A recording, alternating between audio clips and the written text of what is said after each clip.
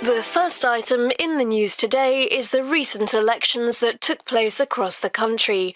This was a crucial vote which may see a dramatic change in how the country develops over the coming years. Overall, a 54.5% voter turnout was registered. This represents an increase of 11% over the previous election and 6% above the average for the past 50 years. There's also been a slight change in demographics, with an increase in youth turnout in the 18 to 24 and 24 to 29-year-old brackets. Despite this increase, young people are still less likely to vote than older people. 84% of voters in the 70-plus age group came to the polling stations. Moving on. The global digital powerhouse ONK today posted quarterly results which were above forecast. Back in March, Tim Bolling, CEO, issued a profit warning over fears that there would be losses following the recall of their leading product, the 40D device. In fact, the company posted quarterly revenue of $14.8 billion, which represents an increase of 11% from the same quarter a year ago. They also announced that they had sold 21 million 40D devices over the quarter. The company has provided the information that with this level of revenue, there will be a gross margin of 34 to 35%, ultimately leading to a $1.2 per share cash dividend awarded to shareholders. And in our final news item, we ask, will we soon be saying goodbye to coins and notes forever? The nationwide trend of using cashless payment options is increasing. There are a number of reasons for this development. A key reason for this is a growing interest in reducing the number of items people need to leave their homes with. As almost everyone carries a smartphone with them, and many people also have smartwatches, the ability to pay for things using one of these two technologies is particularly appealing. More and more retailers are accepting cashless payments, and in some cases, they've stopped accepting cash altogether.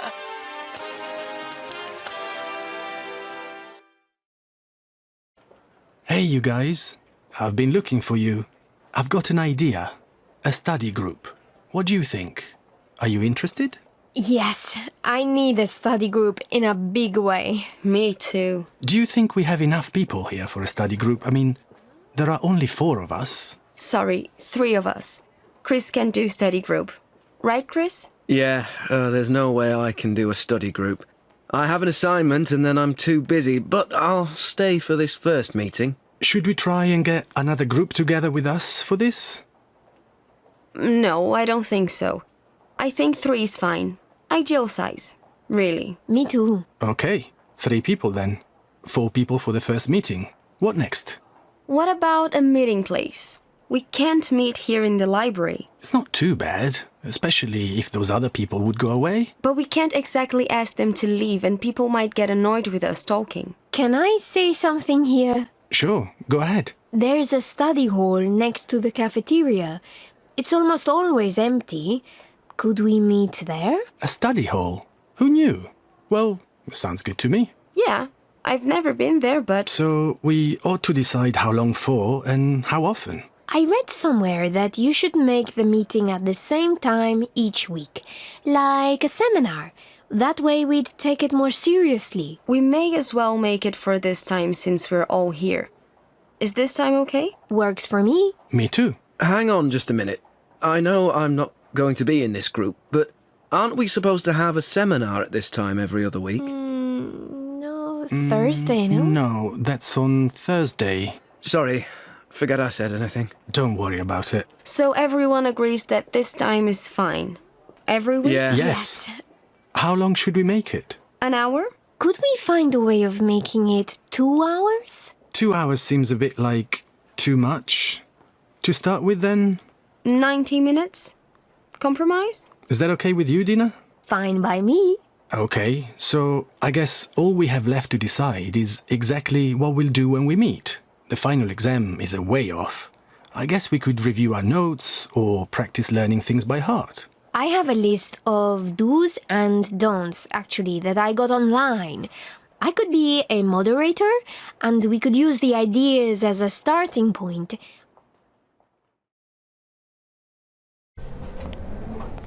Hello, welcome to Shake It Off Fitness.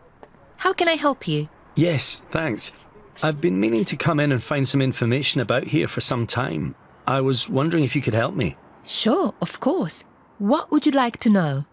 I saw on the sign outside that you have the best budget membership in the city. Is that right? You've got that right, yes. If you find a better rate, then we'll match it. Also, we don't have any sign-up fees or cancellation fees. Sorry, what was that last bit? Cancellation fees. Some gyms charge you money if you leave before a minimum number of months or something like that. We don't do that. Well, that's useful to know. What times do you have? We open at 5 a.m. and close at midnight. Not 24 hours then, I see. No, almost though. We tried doing the 24-hour thing, but there really weren't a lot of people who wanted to do exercise at 2 in the morning. Makes sense. Another question. Do you have trainers? Like, will you do a personalised evaluation of me? Sure we do. As we say on our brochure, we can show you what to do, how to do it, and why you're doing it. Have you worked with a personal trainer before? No. No, I haven't, no. So, it's very easy. For your first visits, we'll assign you one of our expert personal trainers. He or she will design an exercise plan that's just right for you and show you exactly what to do. We even include nutrition advice in the plan. Let me get this straight. All of this is included in the price? Yes, it is. If you want to continue with your trainer after the first few classes, we can talk about that. It does cost extra though, okay? Yeah, sounds great. Do you have any other questions? Yeah. Okay. Why should I choose here instead of any of the other gyms in the city? What? You mean apart from our competitive rates and personalized attention? Yeah, I guess. Listen, here's a free day pass. Why don't you drop by and see for yourself? That way you can talk to other members, see the facilities and our staff. Okay, I'll do that. Thanks very much. Hi, how are you? I haven't seen you in class for a while. Good, thanks. You? Great. As long as I don't think too hard about all the essays I have to write this term. Yeah. Hey, are you okay? I have to admit, I'm struggling a bit. Maybe even a lot. I've not been sleeping well at all, and then I can't concentrate. And all these things are just going around and around in my head. That doesn't sound good. So, you're sleeping badly and you can't concentrate. Is that all it is, do you think? Well, if I'm honest, it's more than that. I'm starting to dread going outside. I find myself worrying about stupid things like, what if I forget the way home? Or what if I go to class thinking it's Monday, but actually it's Friday, and I'm in the wrong place at the wrong time? It sounds even more stupid when I say it out loud. It took me 2 hours to leave the house today. It doesn't sound stupid at all. It actually sounds a lot like me last year. Really? But you're so together. I've learned to be. But even I still have bad days. I used to have panic attacks and everything. When you were trying to leave the house today, how did you feel? Like I couldn't breathe, and my heart was going way too fast. That sounds like a panic attack to me. I thought I was going to die. You'd be surprised how common they are. Loads of people have them. They just don't talk about it. How did you get over them? I actually talked to a doctor about it, and you should too. But I learned some practical things as well. Though they're easier said than done. And they're going to sound weird, so hear me out, okay? Okay. So, one thing I did was to try to reduce the power of anxiety and the panic attacks when they came. So, and this may sound strange, at a time when you're feeling safe and okay, You literally do things that make your heart start racing faster and your breathing speed up. Like spinning around on a chair until you're dizzy or hyperventilating so you're short of breath. That sounds awful. It is, but it means you get used to the symptoms so they feel less scary. Right. Then you have to deliberately do the things that usually make you feel panic. So, if it's going to class on Monday and being scared you've got the wrong day, on Monday you go to class. If you let the anxiety control you by making you stay at home, it just makes it worse the next time you really do have to go out. And what did you do if a panic attack came anyway? I had a distraction plan. So I walked everywhere instead of taking the bus because the exercise helped, but also I did things like count trees or red cars or something. Whatever it was didn't matter, as long as I had something else to focus on. I can't tell you how much I appreciate this. I thought... Obviously, this is the sequel to Fun in the City, which is a film I didn't like, so it's fair to say my expectations were low. So you could say I wasn't disappointed, as it met my expectations. It was awful. It was so awful, I'd rather not spend any more time on it by talking about it. But that wouldn't be a film review, and I think I owe you all a review to save you wasting your money going to see it. So, it starts off with this big wedding scene, and I won't go into why, but the whole scene is just there so they can make this one joke. It's not even a funny joke, it's just terrible. It's got nothing to do with the rest of the film. Anyway, it starts there. Then, instead of the characters and the plot staying in New York where the original film was set, one of them wins a ticket to India and decides to take all her friends.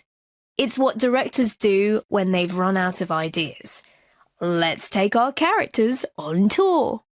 Anyway, they gossip, cry and shop, and they repeat this until the end.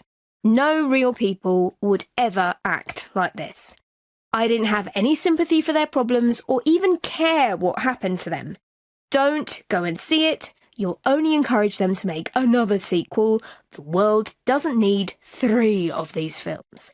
Please save your money and go and see the other big film this week, Twilight Mirror. So, if you're a fan of the book it's based on, you're probably as excited as I was about this. For everyone else, this is a film fans have been waiting 10 years to see. I have to confess, I was a bit nervous. I'd seen the posters and they didn't look right. I didn't love them at all. And I wasn't sure about the actors they cast either. So I went in not sure what to expect. But I loved it. One thing I really liked about it was the pace. They went backwards and forwards between the real world and the computer world, and it worked really well. The special effects brought the computer world to life, and I totally believed in it.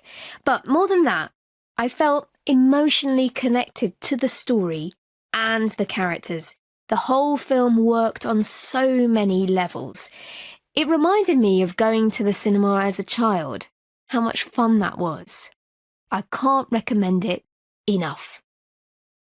A betrayal and the weight of sacrifice. In a small village where life was simple but difficult, there lived a man who had fought for the woman he loved.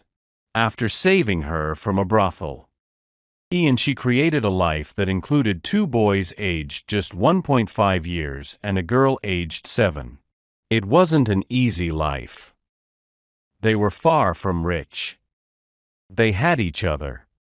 Or at least that's what he thought. Then came the opportunity or the illusion of an opportunity. His wife, with her silent despair to escape the confines of their small world,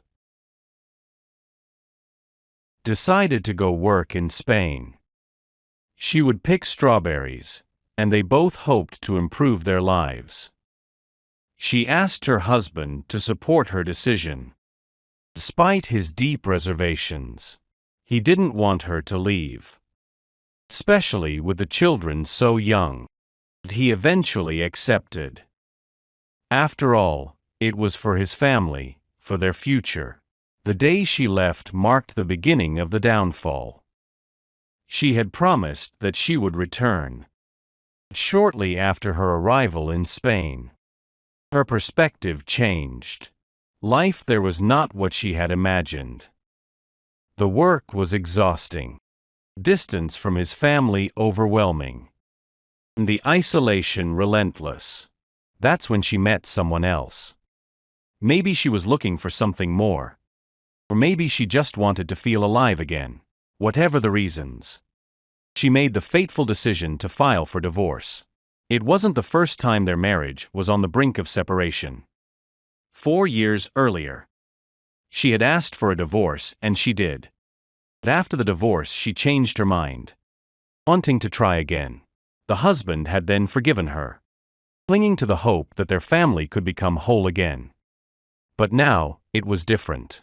She had gone to Spain to escape, and in her flight, she had lost herself and her commitment to their family. The news of her divorce request hit him like a punch in the stomach. Alone with the children, he had no choice but to run the household. He no longer worked. His job had dried up, leaving him without income.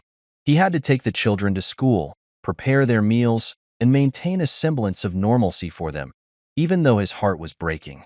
Amidst all this, she returned, full of regrets. She missed her children, she missed him, and she realized she had made a terrible mistake. But it was too late. The damage was done. Her absence, her choices, and the emotional weight had pushed her to a breaking point. He no longer wanted her. He could no longer trust her. Their once bright future had been consumed by betrayal, by a decision that would haunt them both. The final divorce came 4 years after she left for Spain, and by that time, they were both too far gone to fix what had been broken. The children, now caught between two worlds, will have to navigate their lives with the shadow of this betrayal looming over them. The family's camping adventure. One sunny morning, Mum, Dad, Ben, and Tess piled into their trusty van, ready for an exciting family camping trip deep in the heart of the forest. This was a new experience for Sam and Pam, who had never been camping before, but they were eager to explore the great outdoors. The adventure was about to begin. As they reached their destination, Dad, always the nature enthusiast, quickly scouted the area to find the perfect spot to set up camp. "Ah, this is perfect," he declared with a satisfied grin. "There's nothing quite like being surrounded by nature, breathing in the fresh air, and feeling the freedom of the open woods," he continued, clearly delighted. "It's pure joy." His passion for camping was obvious, and the rest of the family was eager to get started. Ben and Tess were eager to settle into their tent. As soon as they were inside, they could hear the soft hoots of an owl in the distance. "Twit-twoo! Twit-twoo!" they both mimicked, laughing and enjoying the echo of their owl calls. Tess, always up for some fun, joined in enthusiastically, but Mum wasn't as amused by the constant owl imitations. After a few more rounds of "Twit-twoo! Zrenia," she called out sharply from the other tent. "Oi! Don't be so noisy!" Ben and Tess, however, were undeterred and carried on with their playful owl noises. "Twit-twoo! Twit-twoo!" they shouted, but their fun didn't last long. Pam, who was also in a nearby tent, joined in the call for quiet. "Shh, noisy," she said, clearly hoping to get some peace. The night settled down, and finally, everyone went to sleep. The next day, as the sun peeked through the trees, Ben and Tess set out on a walk through the forest. They didn't have to go far before they met a boy with strikingly fair hair. He seemed to know a lot about the woods, and began telling them stories about the creatures that once roamed the area. "Did you know that rare bears used to live in these woods?" the boy said, his voice full of excitement. Tess looked at him, wide-eyed and a little nervous. "I think I prefer my toy bear," she muttered, clutching her plush toy tightly. The thought of real bears in the forest made her feel uneasy. As they walked deeper into the woods, Ben and Tess noticed various animals along the way. They spotted cows grazing in a meadow, deer quietly browsing through the underbrush, and hares hopping around in the tall grass. Mum, who was particularly fond of animals, smiled at the sight. Hares are like big rabbits with long ears, she explained to Sam and Pam, who were seeing these creatures for the first time. Sam and Pam were excited to identify the animals using their spy pad, a handy gadget they'd brought along. Hare, cow, deer, they shouted, taking turns naming the animals.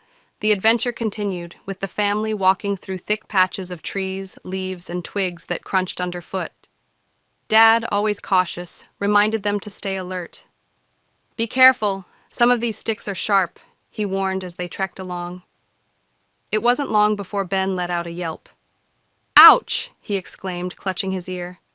He had accidentally brushed against a sharp stick. Dad, ever prepared, quickly dug out some ointment from the first aid kit. This will cure you, he said, carefully applying it to Ben's ear. Are you sure?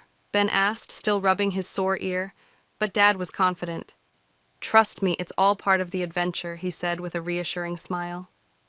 That evening, after a long day of exploration, it was time to wind down. Go to sleep now, everyone, Dad instructed as the stars began to twinkle in the sky above. The family settled into their tents, and for a while, everything was quiet. But then, they all heard a strange noise, a rustling sound in the bushes, followed by a deep grunt. Mum, Dad, Ben, and Tess peeked cautiously out of their tents. In the moonlight, they could just make out the shape of a wild pig wandering near their camp. It had a shaggy coat of brown fur and a long, snout-like nose. The family watched in stunned silence as it snuffled around. Get away from here! Mum shouted, her voice sharp and commanding. The wild pig, startled by the noise, turned and lumbered off into the darkness. The family stayed awake for a while longer, making sure the wild pig didn't come back. Once they were certain it was gone, they all breathed a sigh of relief. Despite the scare, the day had been filled with so much joy and wonder that no one could feel scared for long. On the drive home the next morning, Tess was the first to speak. What a great camping adventure, she said, her face glowing with excitement. Nature is so much fun, that's for sure. Ben, still rubbing his ear but smiling nonetheless, added, Thanks, Mum and Dad, for this amazing adventure. Even though he had a little sore spot on his ear, the memories of their time in the forest were more than enough to make up for it. And so, the family say... Silly Sheep's Big Escape. One day a sheep named Benny was very bored. He didn't want to stay in the field. He wanted fun. He wanted adventure. So Benny squeezed through a hole in the fence and ran away. Freedom, he cheered. First he ran into town. People stared. A little boy pointed. Look, a fluffy dog. Benny was not a dog, but he liked the attention. Then he saw a bakery. It smelled so good. He walked inside, but the baker shouted, No sheep allowed? Benny tried to grab a muffin, but he only had hooves. He knocked over a whole tray of cookies instead. Oops! Benny ran out fast. He found a playground and jumped onto a swing. Whee! But swings are tricky for sheep. He fell off. Thud! Just then, Farmer Tom arrived. Benny, what are you doing? Benny looked up and gave his best innocent sheep smile. Bah! Farmer Tom sighed. Let's go home. Back at the farm, Benny flopped onto the grass. No muffins, no swings, but still a good day. Maybe tomorrow he'd try the ice cream shop. Hey, everyone, welcome to Life Simplified. I'm Maya. And I'm Tom. We're here to have real conversations about life. About the things that can get overwhelming, confusing, and honestly, a little bit complicated sometimes. But the goal is to talk about it in a way that makes it feel a little more manageable. Exactly. Life doesn't have to be as complicated as we sometimes make it. We're just two friends chatting about what we've learned along the way. And hoping that something we say resonates with you. So, today, we're diving into a big one. How to simplify life when it feels like everything's too much. Oh, I think we can both relate to that. You know, when you wake up, look at your to-do list, and you feel like you're already behind before you've even started the day? Ugh, the worst feeling. It's like you're expected to be everywhere, do everything, and somehow still have energy to be your best self. And then, when you don't manage it, it feels like you're failing, right? Exactly. And I think the problem is we're constantly told we need to do more to be successful, to feel accomplished. But I've come to realize that doing more doesn't always mean we're living better. Sometimes we need to do less to actually enjoy the moment. Yes. I've been trying to embrace that mindset lately. We're all so busy rushing from one thing to the next. But I've noticed that when I allow myself to slow down, even for just a few minutes, I feel so much more at peace. That's a big one, slowing down. It's not easy, though, especially in a world that values being constantly on, right? Like, if we're not answering emails in real time or keeping up with social media, we feel like we're falling behind. But the truth is, life doesn't stop just because we're taking a breather. Exactly. And you know what else I've been thinking about? We tend to complicate things when we believe we need to have everything figured out all the time. Like, there's this pressure to always have a plan, to always know what's next. Oh, 100%. I feel that pressure all the time. But the more I try to figure everything out, the more stressed I get. It's almost like the more we try to control things, the less we actually enjoy the experience. Like, when I'm constantly thinking about the future, I miss out on the present. That's so true. So, how do we uncomplicate life? How do we take away the noise and focus on what really matters? Great question. I think a big part of it is just being in the moment. Sounds simple, but it's powerful. Like, when you're eating a meal, really taste it. When you're with a friend, really listen. We're so used to multitasking and thinking about a million things at once that we forget to be present. Yes. I read something recently that said, when you're doing something, be doing only that. It hit me hard because I realized how often I'm doing multiple things at once, checking my phone while watching TV, responding to messages during dinner. And it's like, none of it is truly enjoyable when you're not fully there. I feel that. It's like your brain is constantly jumping from one thing to another, and nothing feels satisfying. But when you just focus on one thing, just one thing, it feels more fulfilling. Like, when I stop everything and really hear someone, or when I just enjoy a walk outside, it feels so much better than doing a bunch of things at once. Absolutely. And I think we need to give ourselves permission to say no more often, too. We feel this pressure to say yes to everything, to keep up with every event, every request, every new opportunity.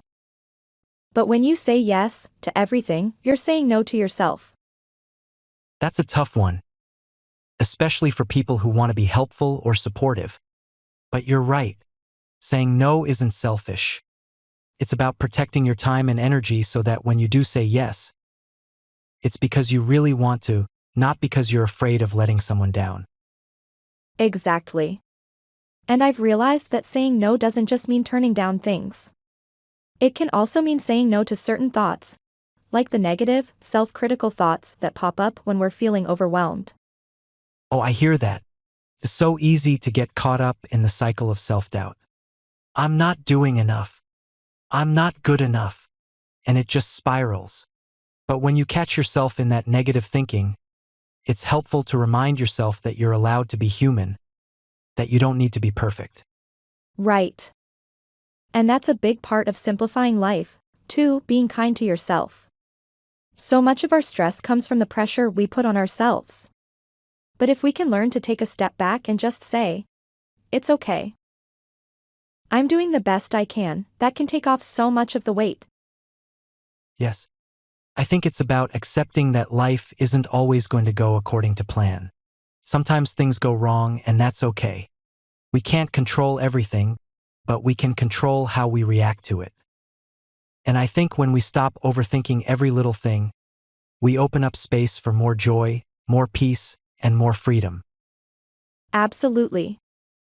And you know, another thing that has helped me simplify life is focusing on gratitude. Just taking a moment each day to think about the things I'm thankful for. It's so easy to get caught up in what's missing or what's going wrong. But when you stop and notice the good things, even small things, it shifts your perspective. I love that. Gratitude is a game changer. It's like, suddenly, instead of feeling like you're falling behind, you realize you already have everything you need. A roof over your head, food to eat, people who care about you. Those are the things that matter the most. Not how many things are checked off your to-do list. Exactly. And we also have to remember that life isn't a race. It's so easy to get caught up in comparing ourselves to others, whether it's career, relationships, or just where we are in life. But everyone is on their own path. And that's okay. You're not behind. You're just where you need to be. Yes, I used to get really anxious about not being where I thought I'd be by now. But then I realized that everyone's journey looks different. And just because someone else is ahead in one area doesn't mean they're ahead in every area. We all have our strengths, our struggles, and our timelines. So true. So, for anyone listening today, if you're feeling overwhelmed or like you're trying to do too much, just take a breath. Remember, life is about progress, not perfection. It's about finding joy in the small moments, letting go of what you can't control, and being kind to yourself. And don't forget to slow down. Life doesn't have to be a race. It's okay to just be. In fact, it's necessary. Right. So, take a moment to appreciate where you are right now. You're doing great. Keep going at your own pace, and remember that you don't have to have it all figured out to live a good life. That's it for today's episode of Life Simplified. We hope this conversation helps take some of the pressure off and reminds you that you don't have to do it all. Just take things one step at a time. Thanks so much for joining us. We'll catch you next time. Until then, take care, take it easy, and keep it simple.